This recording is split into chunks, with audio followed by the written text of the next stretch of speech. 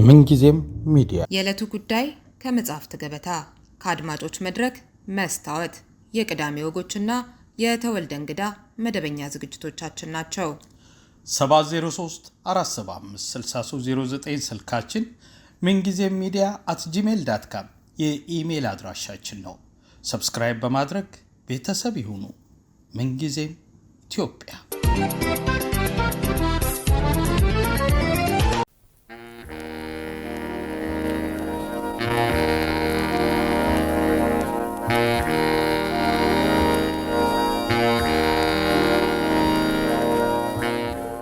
አንጋፋዋ ድምፃዊት በሞት ተለየች። ትውልድና እድገቷ አዲስ አበባ ከተማ ነው። ዘመኑም 1939 ዓ.ም ተሰራበት በነበረው የአስጎብኚ ድርጅት በገጠመው የሥራ መቋረጥ ምክንያት ከሙዚቃ ጋር ድንገት ተገናኙ። በዚህ ድንገተኛ ግንኙነት የተጀመረው የሙያ ትውውቅና ትስስር ለ41 ዓመት ዘለቀ። በዚህ የሙዚቃ ህይወቷ ከአንጋፋዎቹ ይርጋ ዱባለ፣ ባህሩ ቀኜ፣ ዳምጠው አየለ፣ ተሾመ አሰግድ፣ ሻምበል በላይነህና ሰለሞን ተካልኝን ጨምሮ በጋራ እና በግሏ 13 ያክል የሙዚቃ አልበሞችን አበርክታለች። ተወዳጇ ድምፃዊ ራሔል ዮሐንስ እሁድ ሰኔ 28 2018 ዓ.ም ወይንም እንደ ፈረንጆቹ ዘመን አቆጣጠር ጁላይ 5 2026 ዓ.ም በተወለደች በ79 ዓመቷ ከዚህ ዓለም በሞት ተለይታለች። ራሔል ዮሐንስ ባለትዳርና የ6 ልጆች እናት የነበረች ሲሆን የ14 ልጆች አያትም ነበረች። ለራሔል ቤተሰቦች፣ ወዳጆች፣ አድናቂዎች በሙሉ መጽናናትን እየተመኘን የሟችን ነፍስ ይማር እንላለን። ድምፃዊት ራሔል በአንድ ወቅት አድርጋው የነበረውን ቃለ ምልልስ ለትውስታ ጋበዝናችሁ። በድጋሚ ነፍስ ይማር።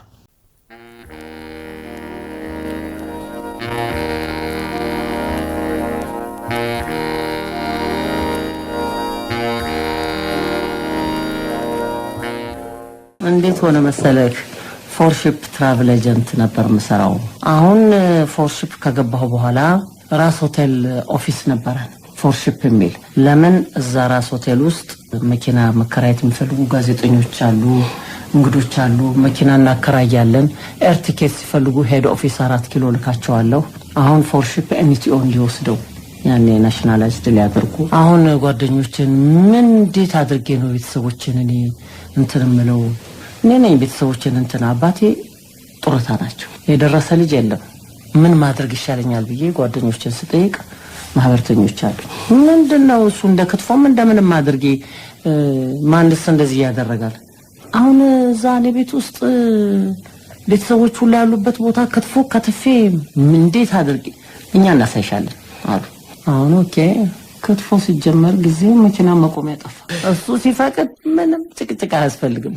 አንዴ ይባርክልሃል፣ ክብር ለሱ ይሁን። በቃ በጣም ቆንጆ ነው። አቤት ካዛንቺስ የተጀመረ ክትፎ አረተው ይዛንም ጋብዝ አረተው ይዛንም ጋብዝሽ እያሉ ሲሉ አሁን አንድ ቀማታ በጀመርኩ 3 ወር እንደዚህ ገደማ ይሆናል። ከተማ መኮንንን ይዘው ትልልቅ ሰዎች እየዘፈነላቸው ይዘውት ይመጣሉ። እና አንድ ክትፎ ቤት አለ እዛን ጋብዝህ ምናምን መጡ።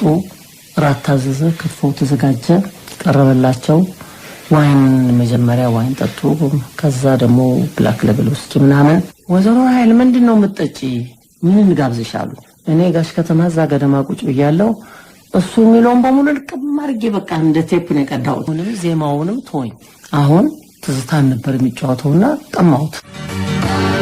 ቆለማ መጫው ስማሳመሪው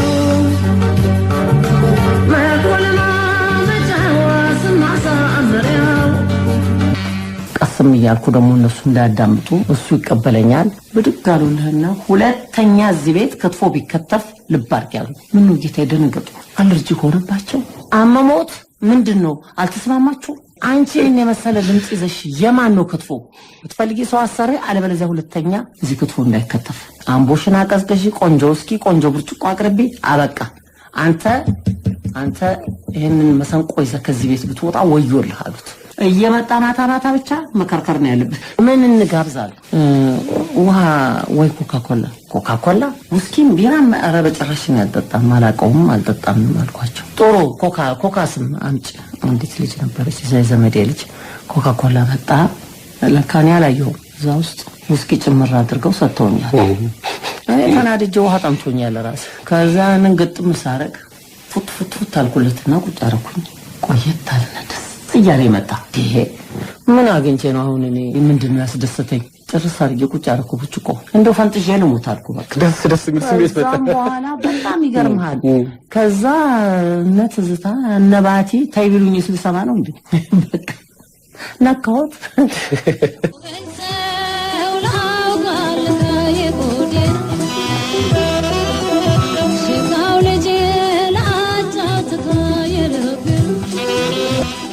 ገንዘብ ቱን በአንድ ክብ ጠረጴዛ ልብሱ ሞላ። በልጋሽ ከተማ ይሄንን ብር ውሰድ፣ እኔ ውስኪ የሸጥኩበት ይበቃኛል። ኧረ በጭራሽ በምንም አይነት በይ፣ ለኔም የሚደርሰኝን ላንቺም ይቀርም ውሰጂ። እኔ ይበቃኛል። ውስኪ ሽያጩ ምን ማለት ነው? ያኔ እኮ ለገንዘብ እንትን የሚሞት ሰው የለም። ኋላ ወደ 1000 ምናምን ነው 500 ብር ለሱ ሰጠውና ሌላው ወደ እኔ ወሰድኩኝ። እና እንደዛ በዛ አይነት ምክንያት ከዛ በኋላማ በማግስቱ መጡና ደግሞ በይ ሲሉኝ እንግዳ ይዘው መጡ። ኬት ላምጣ? ቆቆያ ኮካኮላ ይምጣ እባክህ። ይሄ ኮካኮላ ምንድነው?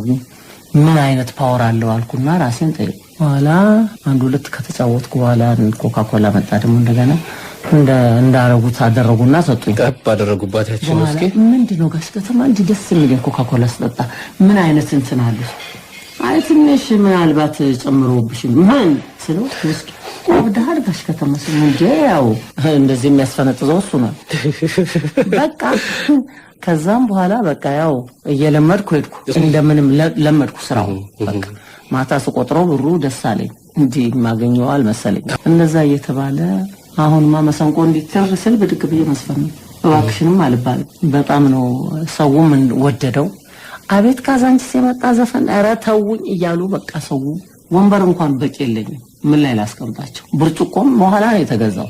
አንድ በጣም ትልቅ ሰው ጨዋ ሰው እግዚአብሔር እድሜና ጤና ይስጣቸው በሲኒም ቢሆን ስጭናሉ ጭቆና። በኋላ ትልልቅ ስኒዎች ነበሩ፣ በእነሱ ሰጠኋቸው። ቤቱ ጠቦ በረንዳ ላይ ናቸው። ነገ እኔ ብርጭቆ ይዤልሽ እመጣለሁ 3-4 ደርሰን ድሮሌክስ ገዝቶልኝ መጡ። በቃ ከዛ በኋላማ ሜት የሆንኩ በቃ ብርጭቆ ሳመጥኩ። እግዚአብሔር እኮ ተነስልህ ክትፎው እየቀረ እንደ ጣሙን እንደያዘ እየቀረ ሄደ። ያው ወንበሮቹም ጠረጴዛዎቹም ሶፋው ምንም ሁሉም ቤቱም እንደው ሰፋ አለ። በጣም ቆንጆ ሆነ እና እግዚአብሔር ይመስገን። ከዛን ጊዜ ጀምሮ በቃ ከዛማ ወደ ኦርጋን ገባን። ኦርጋን ገዛው። አቤት ተወኛልኩ። እየቀለጠ መጣ።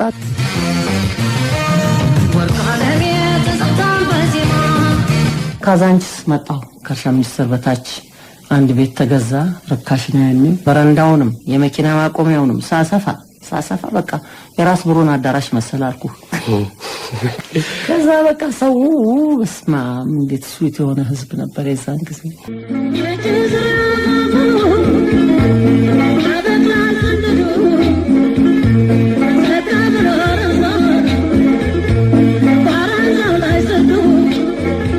መሪያ ባለድሬ ነው የዘፈንኩት። አንተ ባለ ሸማ አንተ ባለ ኩታ ናለኝ ወደ ማታ የሚለው ባለድሬ ላይ 12 ዘፈን ነው 10 ዘፈን ነው ያለበት። አንዱ ባለድሬ ነው። ሌላው ደግሞ ከተሾመ ጋራ ገላና አና ካለና የሚለው ምን መድረስ ነው አልቻልኩም። አንዱ ቆንጆ ስራ ነው የሰራ ነው ከሱ ጋር ደግሞ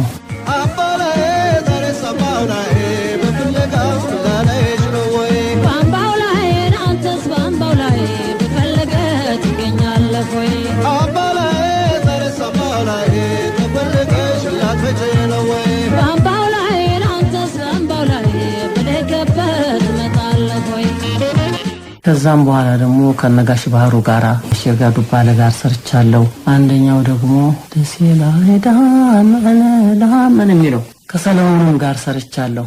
አሎ ብዬ ማታ ደውዬ እንደ ኮሜዲም ነገር ነው። ከዛ ደግሞ ከማጋር ነው የተጫወትኩት።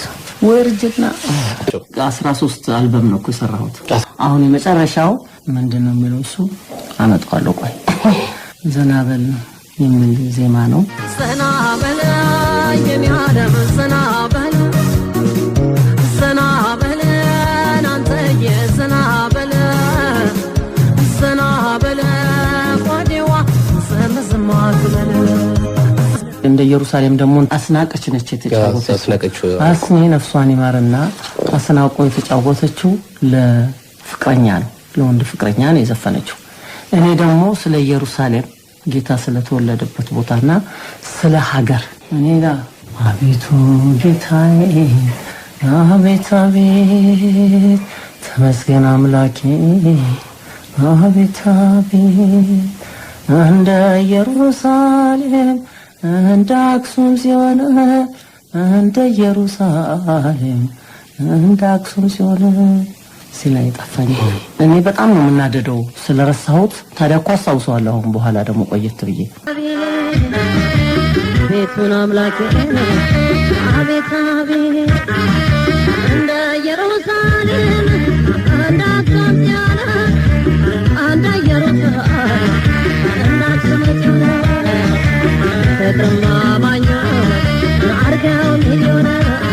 በወጣው በግሬን እንጦጦን አላገኘም ወይ ጣይቱን ፍቅሩን አብዝቶት ያለ ልክ ዛሬም ይባላል ምን ልክ አሁይ ይወራል ዘንድሮ ያበላው ድሮ በወጣው በግሬን እንጦጦን አላገኘም ወይ ጣይቱን ሀገሬ ኢትዮጵያ መልካምሽ ይወራ ከምድርሽ ላይ ይራቅ ፍዳና መከራ ልጆችሽ በሙሉ በክብርሽ ንኩራ።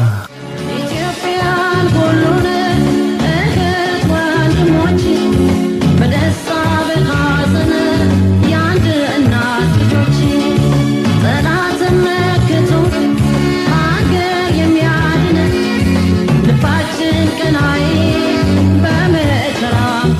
ሙሽራውን አሌናሌናሌናሌ ሙሽሪት ነይ ነይ ነይ ነይ ሙሽራውን አሌናሌናሌናሌኝ የሚል ፀሐይ መሰለ መለሽ ፀሐይ መሰለ መለሽ ፀሐይ መሰለ መለሽ ፀሐይ መሰለ መለሽ አዶንሻለካ ወዳጅ መልክሽ አራዳማ የአራዳ ልጆችን ድሮቹ ጨዋዎቹ በስማ ሁሉንም ትዳሩንም ለሚወድ ትዳሩን ይባርክለት፣ ልጅም ለወለደው ልጆቹን ያሳድግለት። እግዚአብሔር ኢትዮጵያን ይጠብቅ። ዛሬም ረዳቴ አንተ ነህ ፈጣሪ ብርታት እየሰጠህ ያረከኝ ታታሪ ብርታት እየሰጠህ ያረከኝ ታታሪ አንተን ሳመሰግን በዘወትር ጸሎት ያቀድኩት ይሳካል ይሟላል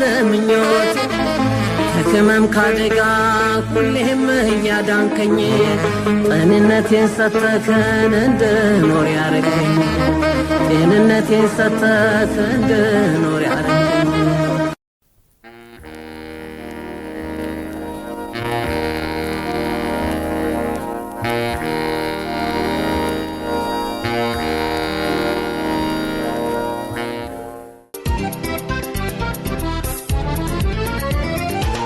ምንጊዜም ሚዲያ የዕለቱ ጉዳይ ከመጽሐፍት ገበታ ከአድማጮች መድረክ መስታወት የቅዳሜ ወጎችና የተወልደ እንግዳ መደበኛ ዝግጅቶቻችን ናቸው። 703 475 6309 ስልካችን ምንጊዜም ሚዲያ @gmail.com የኢሜል አድራሻችን ነው። ሰብስክራይብ በማድረግ ቤተሰብ ይሁኑ። ምንጊዜም ኢትዮጵያ